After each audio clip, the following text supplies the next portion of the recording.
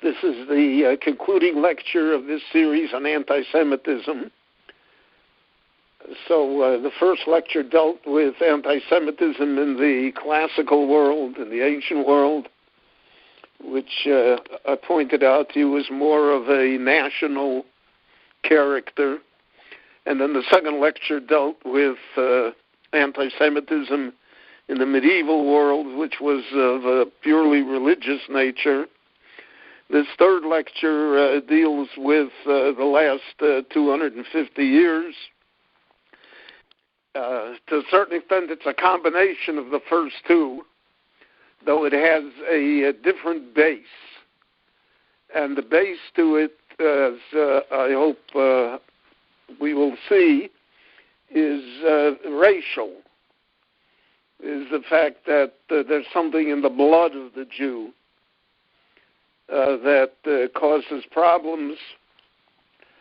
And as you can well understand, this type of anti-Semitism is the most lethal because it is not capable of being cured. The national anti-Semitism is that the nation can disappear or assimilate or somehow fix its national state.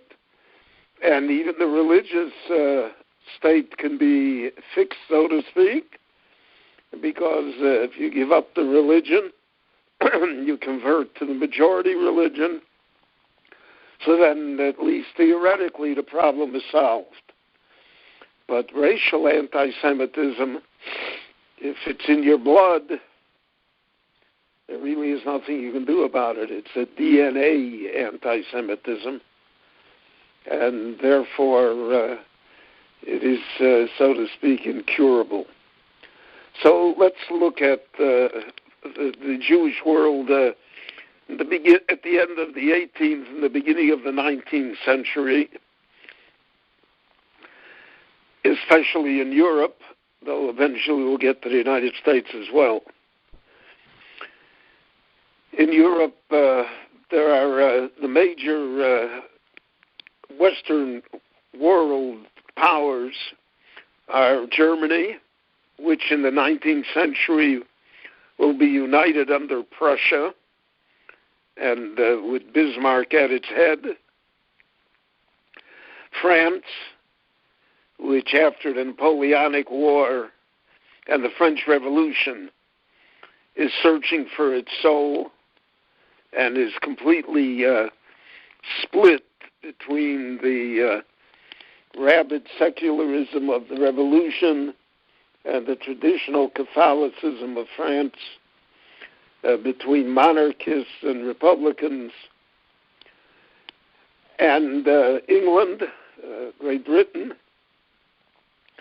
which then is emerging in the Industrial Revolution as being a major world power. And for the first time in centuries, allows Jews, first surreptitiously, but then later openly and legally, to emigrate to England and to establish themselves in England. And then the Austro-Hungarian Empire, centered in Vienna and in Budapest. These were all Western outposts. They were all Western civilization, and they came under the great influences of the Enlightenment, which had existed the century earlier, and the disestablishment of the control of the church, of religion generally, began during these centuries, and therefore the old-time anti-Semitism of religion somehow began to carry less weight. Now, it has to be pointed out that there are two kinds of anti-Semitism. There's anti-Semitism when you never know a Jew. There's no Jewish population whatsoever. For instance, Japan or other Far Eastern countries which have no Jewish population to speak of, nevertheless somehow can be anti-Semitic. And then there's the anti-Semitism that we are all accustomed to, where there are sizable pockets of Jewish population that live within the country and the civilization. And it's a theory that has been debated by historians and sociologists, whether or not anti-Semitism can exist, so to speak, in the abstract. Or is it driven only by the fact that there are Jews there, and not all Jews behave as they should, and in a competitive society, it is seen as a zero-sum game, and that means that if the Jews are successful, somebody else has to be unsuccessful, and therefore that is what fuels anti-Semitism. And now, in the 19th century, there are many forces, idealistic and political, that come into being that shape the modern world, certainly modern Europe, but the modern world generally, and the Jews are part of it. The Jews from Eastern Europe, Poland, Lithuania, Russia, and Russia, remember, at this time extends all the way as a border with Germany. And it includes the Baltic states and much of Poland and the Austro-Hungarian Empire, which includes Galicia and that part of Poland and Ukraine. These countries have a lot of Jews, and the Jews are in desperate conditions, economic and social, persecuted. So naturally they want to move. The nature of people is that one searches for a better life, and where can one have a better life? And therefore there is a trend of Jewish population moving east to west in Europe. Eventually, by the end of the century, this will become a flood of Jewish immigration, but that will be across the ocean to the United States. But at the beginning of the 18th century, they're moving. So they move into Germany. Now, Germany at this time, the Jewish population becomes reformed. By reform, I mean it becomes assimilated. They're good Germans. That's their primary goal in life. So therefore, they speak German, and they think German, and they dress German, and they try to blend in and become more German than the Germans. Now, this has a strange effect. One would think that because of that, the Germans would accept them. But a strange phenomenon exists in this century, that the more assimilated the Jews became, the less acceptable they became,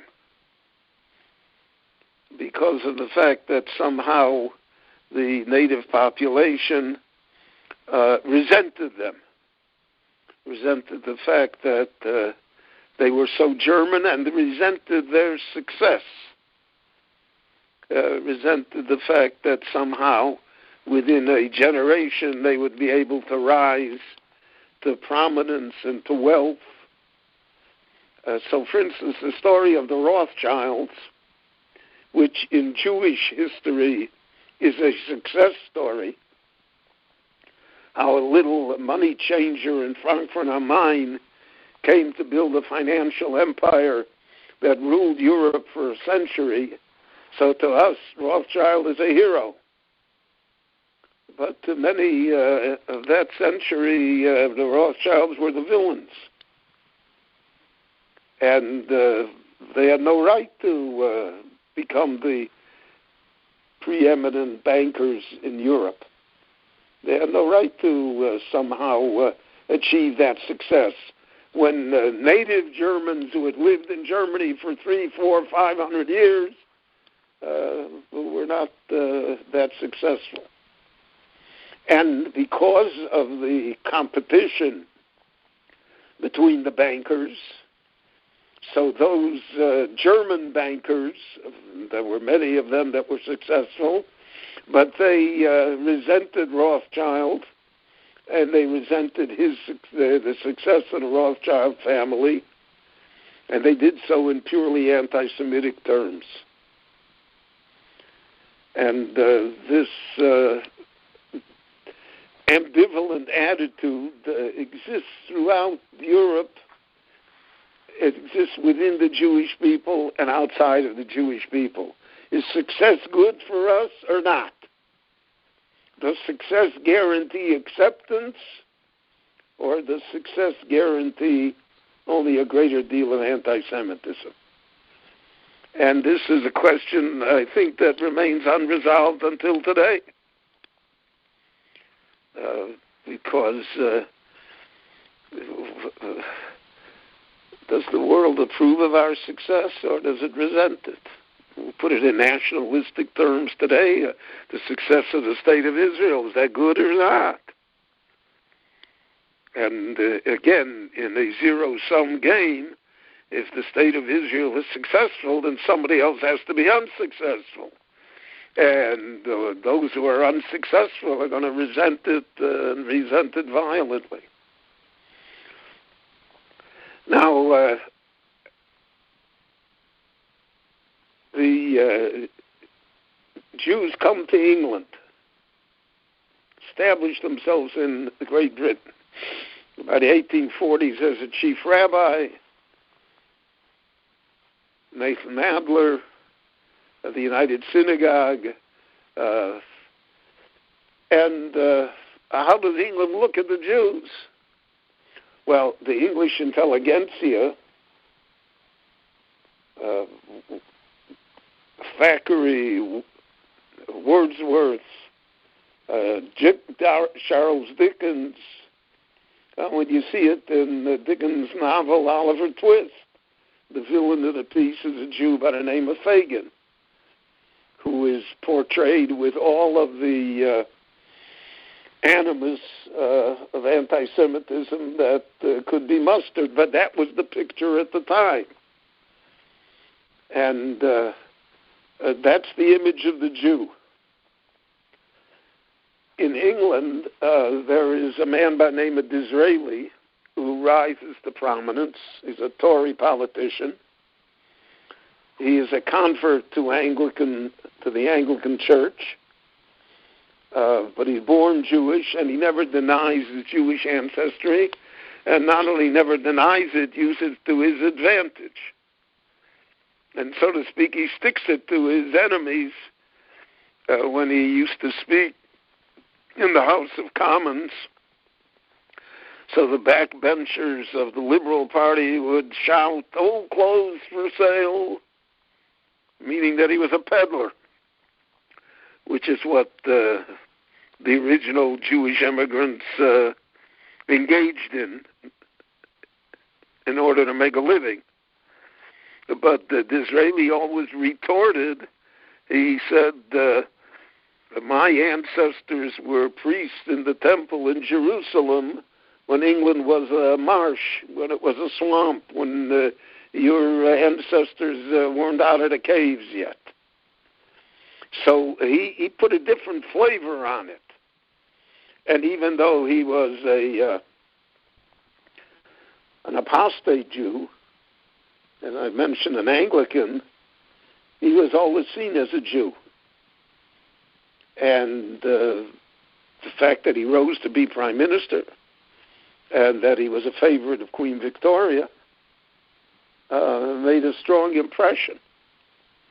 So here you had also Jewish success. Now his opponent, his political opponent, Gladstone, who was the head of the Liberal Party,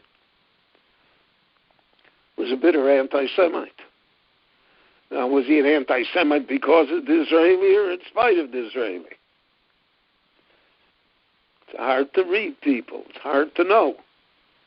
If Disraeli would not have existed, would Gladstone have been an anti-Semite? Would the British aristocracy generally was not happy with Jews? But because, again, the Rothschilds played such an important part in British economic and even social life, they had to somehow come to some sort of an accommodation with them. So you had the famous incident that one of the Rothschilds was elected to the House of Commons.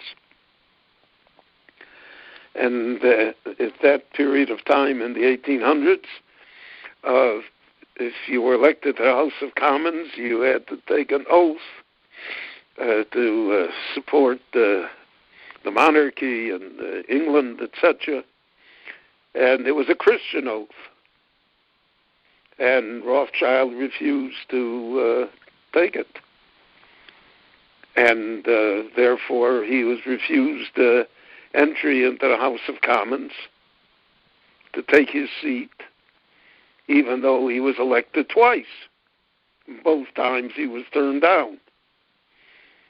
Eventually, the bill was passed in the House of Commons that amended the oath and that allowed a nonconformist, so to speak, like Jews,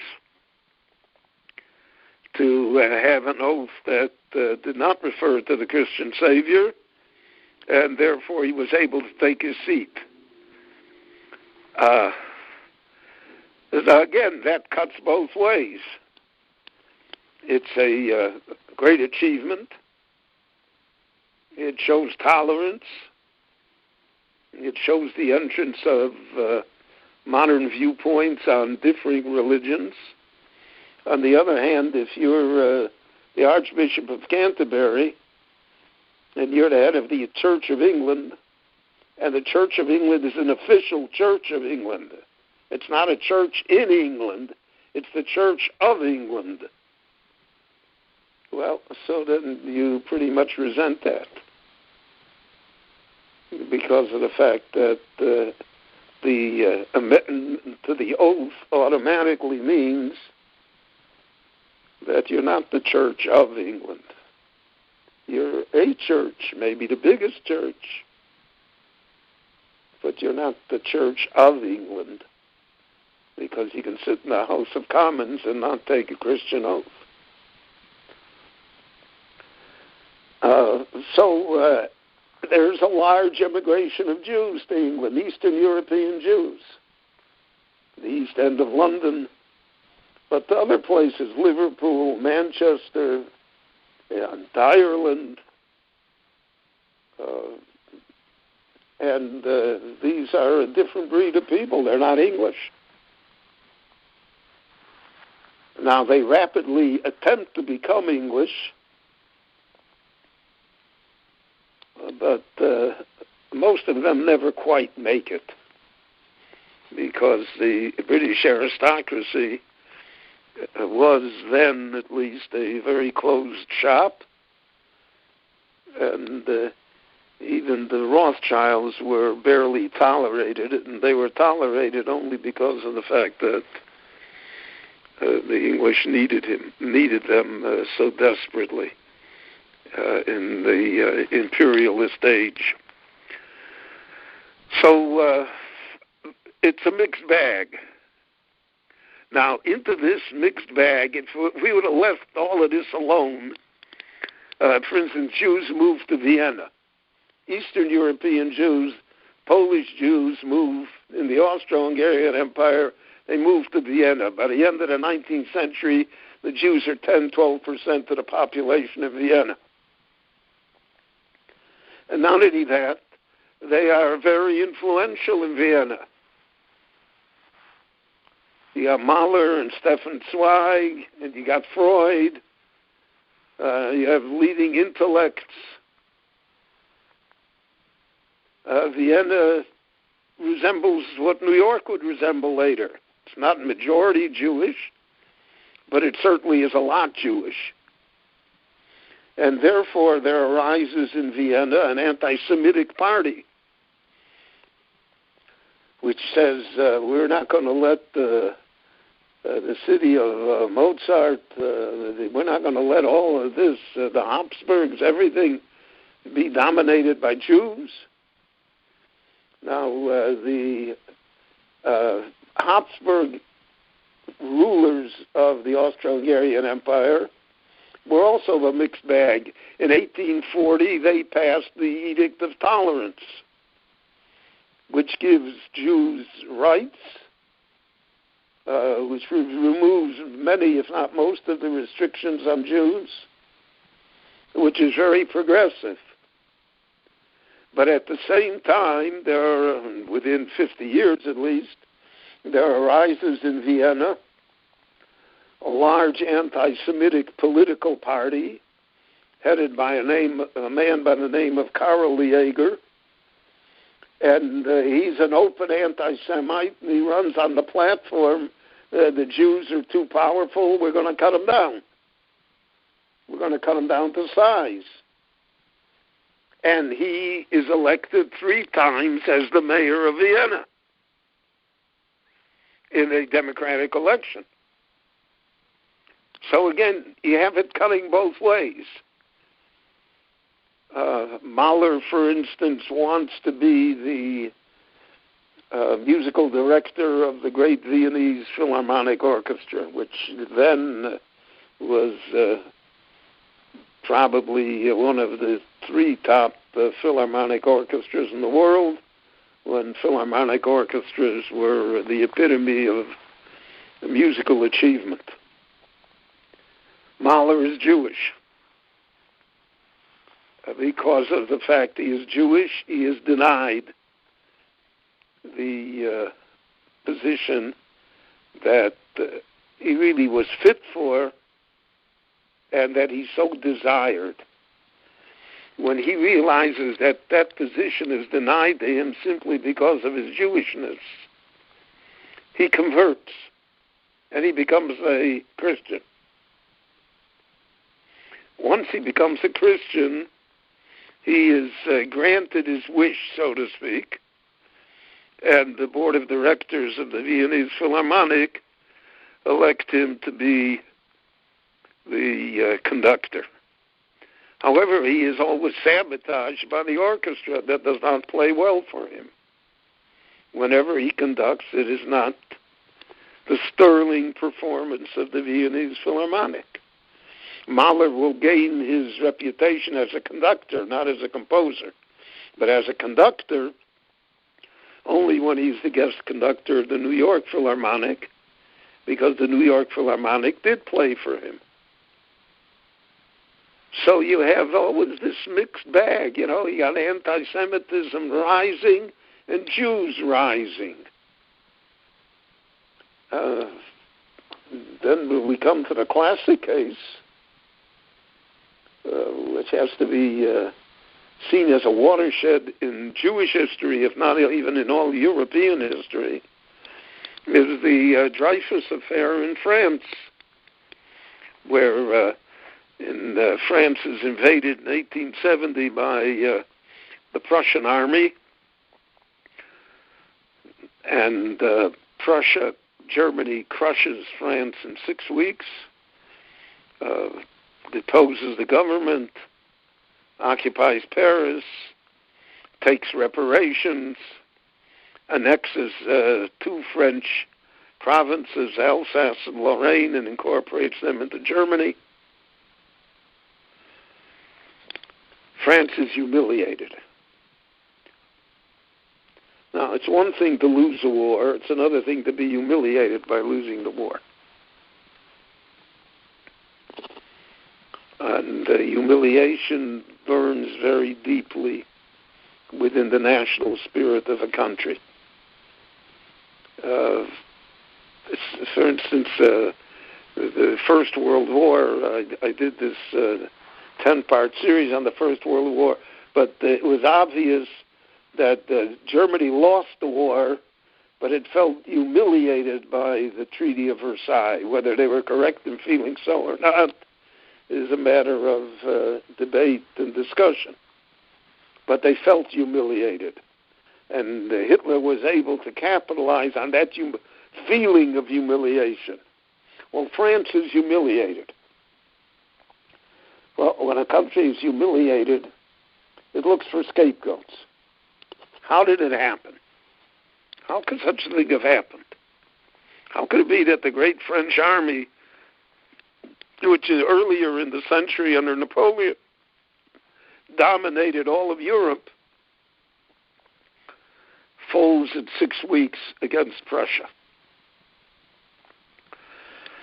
So they came up with the idea, and interestingly enough, it was a correct idea, that there were spies in the French general staff that revealed the plans and the layout of the French army to the Germans, so that when the Germans attacked, they had an enormous advantage because they knew where the French were and they knew what they planned to do, and they were able, therefore, to preempt it and surround them and force their capitulation.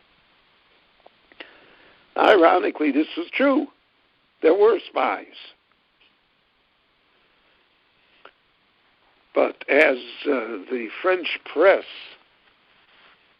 over the next decade and a half, built up this myth, then it was a myth, but built up this story that France had been betrayed. So we began to look for who were the people who betrayed them. And by an accident of history, and we all know that there are no accidents of history, just as we are living now through also an accident of history that we know is not an accident. Somehow something is being communicated to us.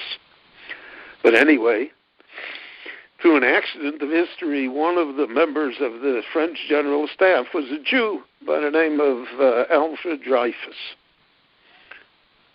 Dreyfus was not a high-ranking officer. He was not a general. He was a colonel major, so one of the second tier of officers. And he had a staff assignment. He wasn't one of the major planners or anything. And nevertheless, since he was a Jew, the French general staff, to protect itself, immediately suspected him. And the two main conspirators, who were actually in the pay of the German army, a man by the name of Esterházy, who was a Hungarian soldier of fortune that was on the staff, and Colonel Henri, these two conspired to frame Dreyfus. And they framed him with false documents, forged signatures, all sorts of constructed evidence.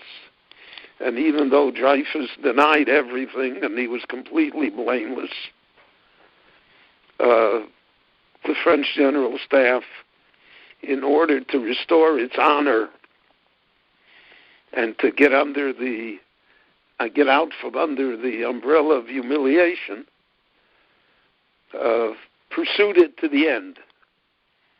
And Dreyfus was court-martialed, and when he was court-martialed, he was expelled from the French army, sentenced for treason, shipped off to Devil's Island, the French penal colony in the Caribbean. Most people only lasted 6 months there. And that was supposed to be the end of it. However, it unleashed a tidal wave of anti-Semitism in France, because especially amongst the French monarchists and the conservative element, the right, and the church. They said, see, you wanted to make it more liberal, the Jews should be here. You see what happens when the Jews come here. By another accident of history, Theodor Herzl, who is a reporter for the Viennese newspaper owned by Jews, the New Free World, covers the trial, and when he hears the shouts in the street of death to the Jews, he is so struck by the anti-Semitism so virulently expressed, and this is in Paris, where there's liberty and fraternity and equality, that he searches for an answer to anti-Semitism, and he comes up with the novel idea that if the Jews have a nation state, anti-Semitism will disappear. And this is the birth of Zionism, which is a different topic completely, for which you haven't paid to hear a lecture. Now, Dreyfus eventually is acquitted. The real spies are exposed, but the damage has been done. There's to use a current word, there's a virus been implanted in French society. The Jews are disloyal. The Jews can't be trusted. The Jews are capable of anything, and they're not real Frenchmen. So no matter how much the Jews will try to be real Frenchmen or real Englishmen or real Germans or real Austrians, they'll never quite make it. And the fact that they are trying so hard to do so only aggravates the situation. It doesn't make it any better. Into this cauldron of uncertainty, we have to throw in a few other things, unbelievable things. In the 19th century, there's a man by the name of Karl Marx, who is German, born a Jew. His father converts to become a Christian. His mother stubbornly refuses and remains Jewish. Marx, all of his life, hated his mother. He felt that her stubbornness cost them whatever chance they had in life. Sigmund Freud would have had a field day describing Karl Marx. But in any event, Marx concocts this theory of history and of economics. He divides the world into classes. There's the proletariat, and he sees the excesses of capitalism. He sees the factory workshop at its worst. And he comes up with his ideas of socialism and communism and Marxism. He writes his major thesis, Das Kapital. But Marx, because of his Jewish ancestry, is the most rabid anti-Semite probably in the 19th century. He writes a little pamphlet called The World Without Jews, in which he ascribes every evil known to human civilization to the fact that there are Jews around. And his hatred of Jews also expresses itself in the hatred of religion. And religion, he feels, is the brake that holds back the progress of mankind, and therefore it must be destroyed. And he thinks about not destroyed in the world of ideas, but in the world of revolution, violence. And it's all justified because we are going to bring about this great new world, the utopia that everybody was hoping for, is really on the way. It's right here. And we can do it. And he proposes how it's going to happen, etc. And because of the fact that utopian ideas always find favor in the eyes of people, it's the easy way out. I don't have to do anything because utopia is going to happen. And that there's always going to be a world without problems. The democracies, when they hold elections, every time they hold an election, it's because people promise that they will solve all the problems. The fact that they never do in no way inhibits them from continuing to promise it, and in no way inhibits people from voting for them on the theory that somehow they're going to solve the problem. And that is one of the amazing really questions that exist throughout human history, certainly in the last few centuries, is how come we don't get it? But be that as it may, Marx promised, and he developed the revolutionary class, which different groupings, but eventually, for a period of time, especially in the 20th century, appeared that it would be the dominant force in the world. And even today, it controls hundreds of millions, if not more, of people, of resources, and is the favorite expression of what the world should look like as far as most academics in the Western world are concerned. In this former Soviet world, it's very hard to find a dedicated communist. You find authoritarians, but not communists. But in our world, we like to think that somehow communism will work if we only had the right people, without realizing that the system itself prevents it from working.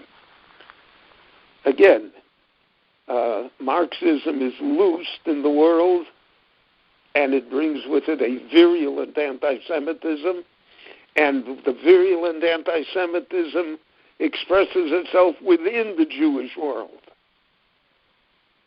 And within the Jewish world, Marxism takes hold. It becomes anti-religion in the extreme and really anti-Jewish.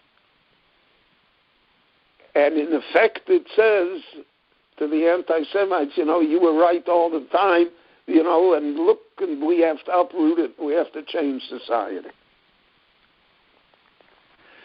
Then there is another force that comes into the world in the 19th century, Darwinism.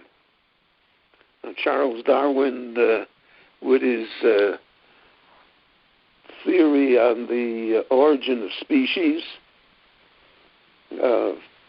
which for short we call evolution, postulated that there is something called the nature of the fittest, the survival of the fittest. In other words, that nature itself sorts out the best genes and the best qualities, and these species survive, and the other species somehow, over time, disappear because they don't have the equipment to deal anymore with the new conditions that society has. I don't want to enter into a debate about Darwinism. There are tremendous debates about it today. The kickback against Darwinism is very strong. Even though Darwinism dominates the biological field of science, every textbook is a Darwinist textbook. But there have arisen, especially over the past decades, quite a number of great thinkers, scholars, etc., that question the entire premise, and have pointed out that there is no proof that any species ever evolved from any other species, and that all of the mutations that exist are relatively minor, and they're within the species itself. And therefore, to extrapolate from that, this idea of the survival of the fittest is really a great leap, both in terms of biology and in terms of philosophy. But it swept the board. From Darwinism in biology, there arose a school of thought called social Darwinism, which meant that just like the survival of the fittest exists in the animal kingdom, it exists in human being kingdom as well, because we are no more than animals. We evolved from animals, and therefore we're the same. And therefore there are certain races, cultures, ideas, peoples that really are not part of the fittest and that should fall by the wayside. And if they don't fall fast enough, we'll give them a push. And naturally, one of the victims of the survival of the fittest doctrine is the Jewish people, because the Jewish people are not fit for anything. That's built on that platform of anti-Semitism. So we have people like Stuart Chamberlain and others that advance these theories. So you have a lethal combination here. You have Marxism, and then you have Darwinism, and you have secularism, all ganging up, so to speak, to create an image of the Jew. Many times this image is incidental. That isn't their purpose. But if not the purpose, it becomes the result.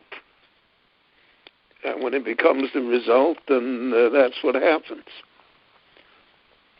Now, when the Jews came to the United States, they also faced great anti-Semitism. But that's a different anti-Semitism. That was a competition between immigrant groups, between the Irish and the Italians and the Slavs and the Jews and the blacks for a place in society. So naturally, each side called the other side names. And the idea of at least religious tolerance or public tolerance was baked into the American system. And therefore, even though there was great anti-Semitism, the Ku Klux Klan, let's say in the 1920s, nevertheless, Jews felt more secure, had more opportunity, and were more willing to become American as quickly as they could. And they truly felt that by becoming American, all problems of anti-Semitism would disappear. Originally, Jews in America organized against anti-Semitism, the Anti-Defamation League of the B'nai B'rith, and other such organizations, American Civil Liberties Union. But eventually they felt that they didn't need it anymore, that Jews in America became so accepted that, A, they were no longer a minority. You don't count yourself as a minority that needs special help. And B, it disappeared. What happened was that both Hitler and Stalin arose. Two historical phenomena that, again, were not predictable. In perfect hindsight, we can see how it happened. But when it's happening, no one sees how it happened. And Hitler converted the Jewish people into the scapegoat of Europe, and he revived every form of anti-Semitism which ever existed, whether it be religious or not. And because of that, therefore, the Holocaust was able to occur. The Holocaust could not have occurred without the cooperation of Europe. You just can't kill 6 million people without people knowing about it and somehow acquiescing to it. And Hitler was able to get away with it. And then you have Stalin. So even though the Jews were Marxists, and many of Stalin's cohorts were Jews, Zinoviev, Kamenev, Trotsky, Kaganovich, Litvinov, nevertheless, Stalin was determined to destroy the Jewish people. He fomented the Doctors' Plot in 1953 that would have sent all the Jews of Russia into the Gulag. He died before he could put the plan into execution, and his successors never were able, or I don't know if they were even willing to follow through on it. But again, the Jewish issue remained the main issue in Russia. The dissidents were Jews. Let my people go. Immigration to Israel. That was the linchpin on which the West was certain that they would nudge the Soviet Union out of power. And that's exactly what happened. The Soviet Union fell to really to a bunch of Jews that denied the Soviet system and wanted to somehow attach themselves to the Jewish people. One of the ironies of history is that the Soviet Union, because of the fact that it forced the Jews to carry identity cards which said, Yisrael, that you're Jewish, your identity card, they guaranteed the Jews would remain Jews. So again, you have the question, does assimilation help or hurt? Is it good for the Jews or not good for the Jews? No way to answer that. And then the final point is the arrival of the State of Israel. And now that is something that certainly is not supposed to happen.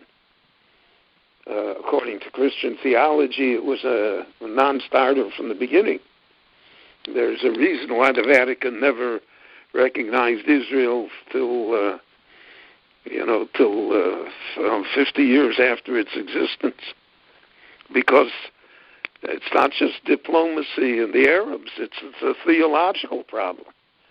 You have to figure out how to reconcile that with Christian dogma, that the Jews are to remain in eternal exile.